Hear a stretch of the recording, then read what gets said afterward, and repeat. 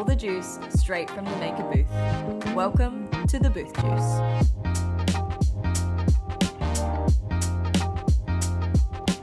Hi guys, on today's episode, we'll be chatting about how Maker came to be, why on earth an 18-year-old decided to open a retail store in the thick of a pandemic, and all our other most common questions we get in store and online. And who better to tell this tale than the person who inspired Maker and who has made every day possible since, my amazing mum, Donna. Thank you so much for being our first guest on the Booth Juice. Thank you for having me. Very exciting. For those who have been part of the Maker community, you probably recognize Mum as Donna Ward Creative on Instagram. She's our best-selling artist. She runs our Make, Paint and Pour workshops in our store. She is the one who designed and built not only this store, but our original store, and is pretty much just the creative genius that makes any idea come to life. So Mum, can you take us all back to 2020, set the scene of what was happening and why on earth you said yes to an 18-year-old who's never worked in retail, by the way, opening a store?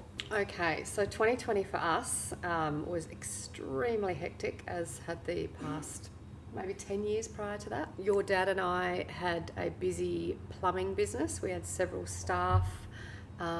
We'd taken on a massive renovation at home whilst you two kids, Rain has a brother called Reef, and he was in boarding school in Cairns. You were down in Byron Bay, New South Wales. We live in Port Douglas, Far North Queensland. So everyone was all over the place. Life was extremely hectic, and you were dating a boy that worked for us in the plumbing company. Who is now my husband. Yeah. It was his birthday at the end of March. You had said you'd like to surprise him, come home for the weekend for his birthday, which you did, but you were only going to be here for a few days, so you had a backpack of clothing. And had 3 outfits. Yeah, home you came, which was lovely, but over the course of that weekend, a lot changed. So your university had talked about shutting its doors, the government had talked about closing down the borders. Whilst you didn't have to stay home immediately, we did decide there and then that it would be better if you at least stayed with us for a couple of weeks until we saw what was going to happen, which was the best decision, because I think after 5 weeks you were still living out of that one bag with 3 outfits. And it was evident then that the world was going to be a different place, so you needed to be home with us. So your boyfriend Marley and you flew down, got your car, got all your possessions from Byron Bay, and drove back up, and by early May you were settled back at home. Itching to do something else. Yeah. In the course of that few weeks you had tried to do your university, your film degree via Zoom, and it was problematic. The Wi-Fi was terrible at home. Basically, we're trying to submit a film as our final project, and all of us were spread out across the country. So it was very hard to, I think they ended up just grading us on our previous grades from the term before, and I was like, well, this is done now. What am I going to do now? So because plumbing was an essential service, life for us wasn't going to change. If anything, it was going to get busier because everyone was at home and wanting to get their renovations finished. I had a woman in the office doing my husband's bookwork, but I, up until that point, had spent almost every day of my life going there as well. And for any creative that has to go and sit in an office every day, it is soul destroying. So in a way, I was a little bit excited when you proposed the idea of maybe just getting a hole in the wall, the smallest shop we could find, so that you could work from it in town with better Wi-Fi. It was kind of like a progression, because I'd started being a freelancer from 14, and then I went to film school, and that was all I was ever going to do, was be a photographer, be a filmmaker. And at that point I was doing family photos and elopements and stuff. So the reason for a space was more so an editing space, not at home.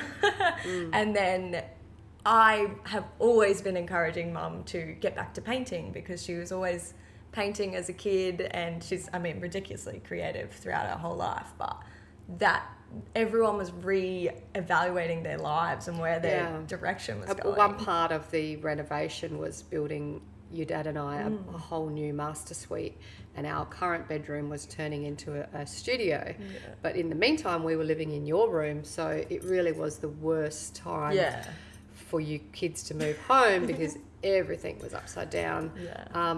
But that's okay. We, you know, obviously we made it work, and you spent a lot of time. I lived in a share house with 6 boys. Yeah, living for with the most boys of anyway. the time. So, yeah, we were getting ready to go out for lunch for Mother's Day, and as usual, you and I were throwing around ideas like we always do. What can we do? We had suspected that other non-essential businesses in Port Douglas would maybe need to close. However, we knew that Queensland was a big state, and that if the borders were closed, we believed that Far North Queensland would still run quite normally because we'd still get tourists. Well, yeah, I mean, like all the people that would, normally go to Bali or overseas, we figured, well, we're the most tropical spot in Australia. Surely if everyone will come to beautiful Port Douglas. Douglas. Exactly. If it ends up just being Australia that you can only visit, then hopefully you'd think people would come north to the more. So. And there's a certain amount of naivety, and you don't really believe that the borders are going to get shut for so long and they're going to be so strict. You just kind of think, we'll just roll with the punches. And I in a million years never would have thought that our governments would have instilled the laws and rules that they did and the restrictions that they did. But I did feel that Port Douglas and Far North Queensland was going to be able to dodge a lot of it, having very spaced out communities and a lot of open air. But Port Douglas is also full of a lot of holiday homes. So I believed that there would be a bit of an influx of the owners, heading north. They could work from home and still be within the law because they owned those properties. So that in itself was exciting. I personally had been praying for the world to slow down a little bit prior to COVID, so maybe I somehow made it happen. But the idea was very simplistic. It was, let's find a space that not only you can work out of, but we can maybe showcase just some artisan products from other creatives around the area. I don't think at the time the markets had been shut down, but it was very imminent that they would be. Yeah. And we had a few friends that was their life source, and we thought, well, I think at the time we kind of thought we'd go in as a collective and they would rent a space off of us and put their stuff in it as well. And then we quickly tapped into our business brains and went, no, if we're going to do this, it needs to be run like a proper business. We need to say, we like your product, we will buy it, we will sell it. That's it. Working with consignments was going to get messy real quick. I felt like whatever we were going to do was going to work because Mum... We're fine. We have a can-do attitude that we'll be fine. We very much have the idea of just start it and make it better later. And I knew that Mum had the business brain, I had the marketing sort of photography, networking sort of brain, and together we would just make it work. And I don't think we ever thought that we would end up, here, but also have as many makers as we do. It really was just, I think we started off with like 15 makers or something. And even though it was in our nature to buy handmade and buy from artisans and slow living, and that those decisions were made for us anyway, because you couldn't actually import anything from overseas anyway. So for us, that was like, excellent, we will buy from Australian makers. We've always been helpful people, and we always wanted to make everyone else's life a little easier in whichever way we could. And if that meant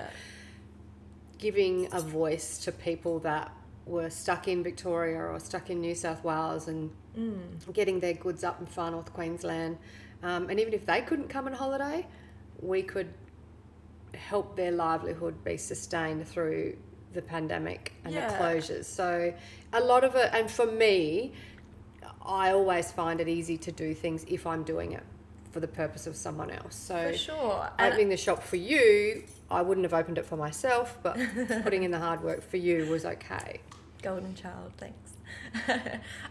For me, I'm very motivated by storytelling. I guess that's part of why I wanted to be a filmmaker. And so when we had all these ideas, like when we started, I was very dead set on the try and get Aussie made, try and get real people with real stories making real things. And in the beginning, like I started making these films, like I was trying to connect the consumer to the maker, and I wanted people to know their story and they see their face and see them actually making, you know, the local lady who makes the soaps and all that sort of stuff. So it was really, because everyone was so disconnected in COVID, I was so desperate to bring everyone back together. Yeah, we definitely had that vision right from the start. So then it was just a matter of finding a space, which quick Google search, we found that there was a little shop which was a masseuse had moved out, so there was a couple of rooms in it. It wasn't, you know, it was nothing fancy, and we knew we'd have to rip it out.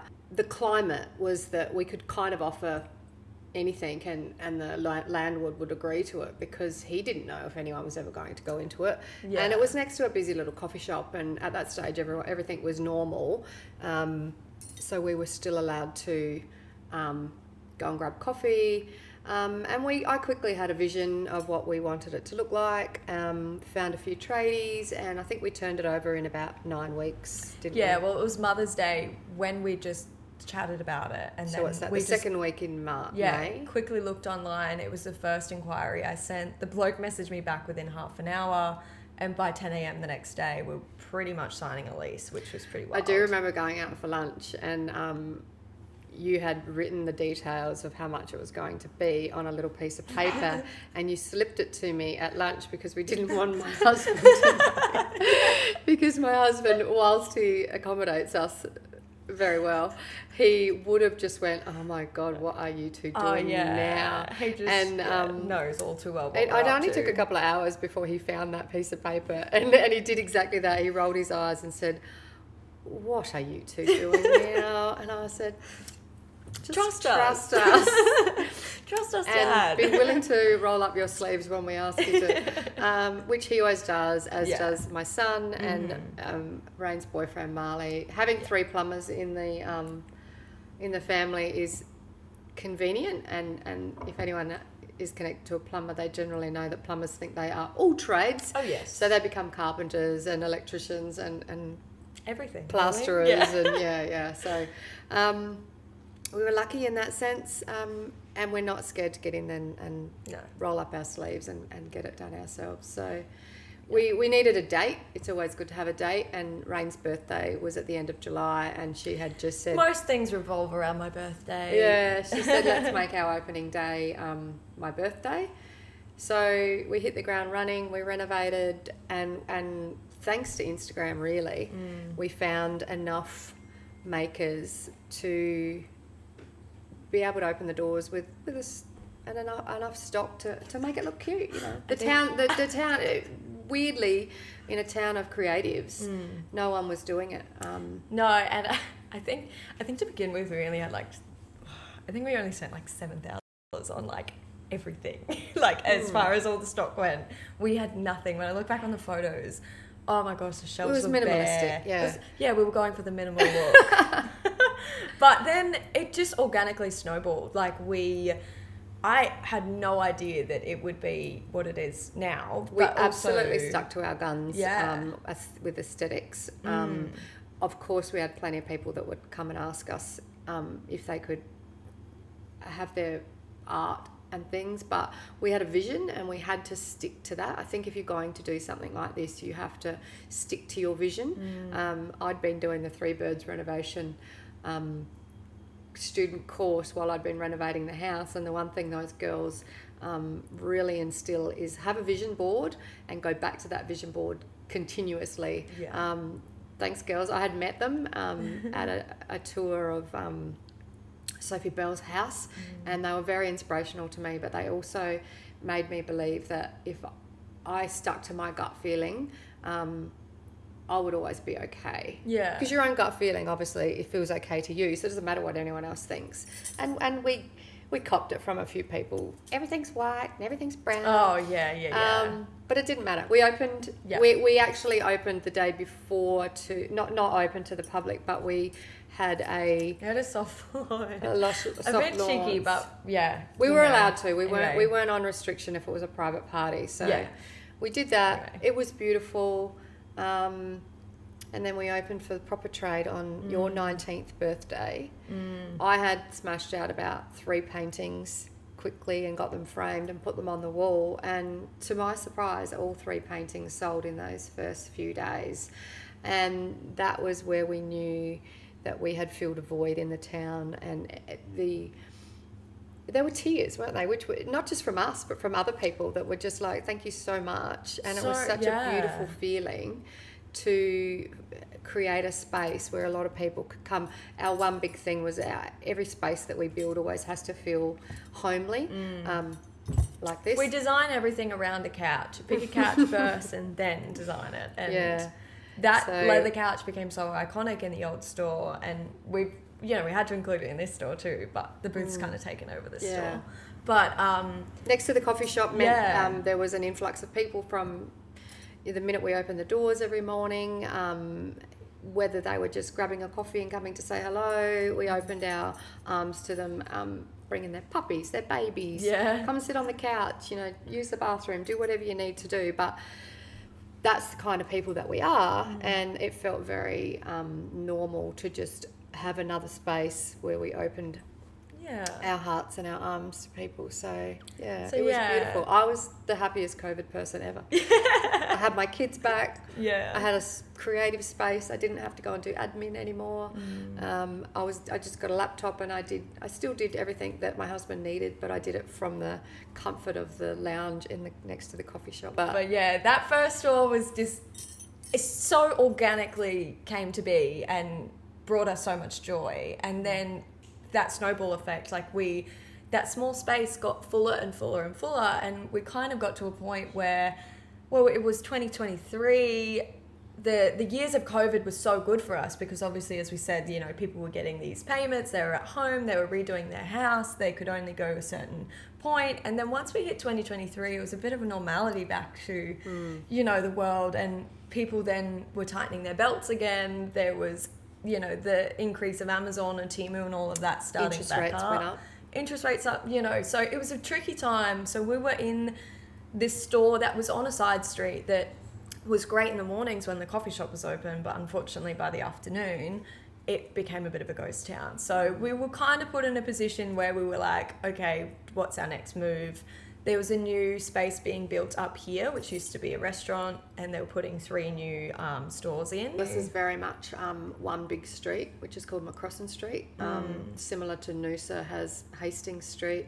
Byron has Johnson. So McCrossan's here, and we were on the little side street going down here, but at the end. And whilst that was beautiful for people seeking us out and feeling like that they had found a little gem, it wasn't enough to sustain us long term. No. So we were very lucky to have had this space offered to us, and whilst it was a very, very daunting few months deciding whether or not we, get bigger or what direction we go, I think we made the right decision. In the meantime, Rain and Marley had bought a house together. They'd got a dog. My son had left school prematurely because of COVID. He'd started a plumbing apprenticeship. I was 22 at this time, for context. Yeah. So we were very set then. By then it was like, well, we're doing this. You're not travelling the world making films. You're here. You're with Marley. You've bought a house now. And I certainly wasn't going back to admin. No. I think the biggest... so this store is double the size of our old store and on the main street, which is fantastic and best decision we've ever made. But it was very daunting for Mum in particular, I think, and you can probably speak about this, but having your 22-year-old daughter.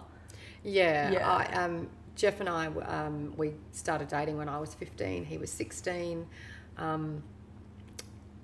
We did everything early. You know, we bought our first house when I was 19. We got married when I was 23. We travelled America when I was 24.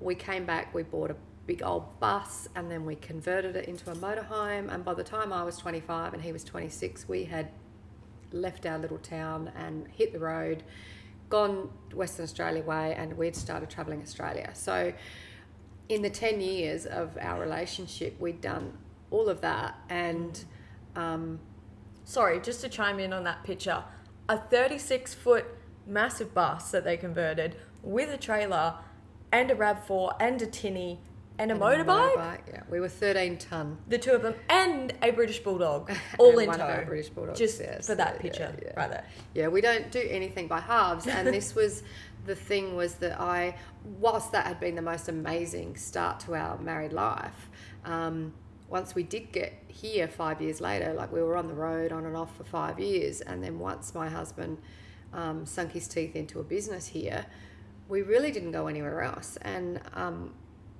obviously life in Port Douglas is amazing, and we didn't really need to go anywhere else, but we quickly became workaholics, and I didn't want that for our kids as well. And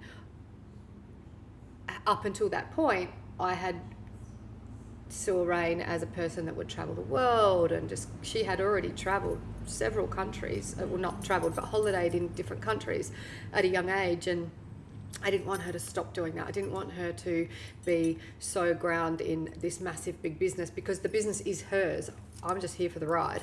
And I was a bit scared that we were creating a monster. But the monster had already been let out of the cage, so, you know. I don't think there was any turning back, really. I was like, well, this is my whole personality now, so... Yeah, this non-retail kid was now a retail extraordinaire, so... But yeah, I always thought she's bossy, and she bosses a lot of the other businesses in the street. Yeah, well, you know, I'm passionate, all right? Let's just go with passionate. But I always envisioned Maker not just as a retail store. Like, knowing that we were going into a bigger space, I wanted to offer workshops and bring other creatives to the town, and, you know, offer different events. Like in the last 2 years, we've had live music events, we've had sound healing, we've had incense making, painting workshops. Like, I wanted it to be a creative hub where people could come in and really feel like, oh my God, there's so much going on, and what's next, and, you know, because I just think if you're in a creative industry, there's no limit as to what you can do. My favourite thing is when a transient holiday maker, whether they be in hospitality or whatever, we have a lot of people like that in Port Douglas. I love it when someone comes to the town and they hear about us and they come in and they go, I'm creative and I'm so missing home or whatever. Can I hang out with you girls, or can you tell me where to go? And we go, head out to Dab, or come here, and it's more than a shop. It's more than just a retail store. It's a place for them to come and feel seen and just feel like they're a part of a little community. Obviously the retail side of things is so that we can be here, but it's the additional stuff that I love. Yeah, me too. And like, as I said, like I didn't expect any of this, but it's so wonderful now having the bigger store and having a team to share it with as well. You know, I love my girls, and we go and do photo shoots, and now they're learning the world of Instagram marketing and modeling and styling, and there's all these other things that we're all learning from each other. And yeah, I just feel like we're just not just retail. And we are family. Yeah. The staff that we have always been our friends and family. I've known in some connections. Nova since she was a baby, since she was before she was born.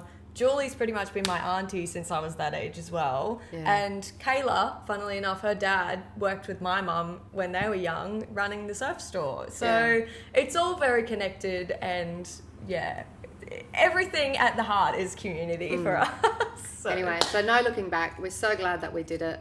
If you're ever wondering if you should take the leap of faith and just go with your gut feeling, if you think that you have the skills to do something, just back Start yourself it and make it better later. And I always just think, what's the worst case scenario? Like, what what is the worst that can happen? And if the worst that can happen is that you lose a few dollars, or you, I don't know, you run out of steam, too bad. You've given it a crack. Yeah, exactly. You'll be fine. Well, thank you so much for being our first guest on The Booth Juice. We will have some more episodes coming up very soon. And if you want to follow us, we've got Donna Ward Creative on Instagram and Maker_Port Douglas.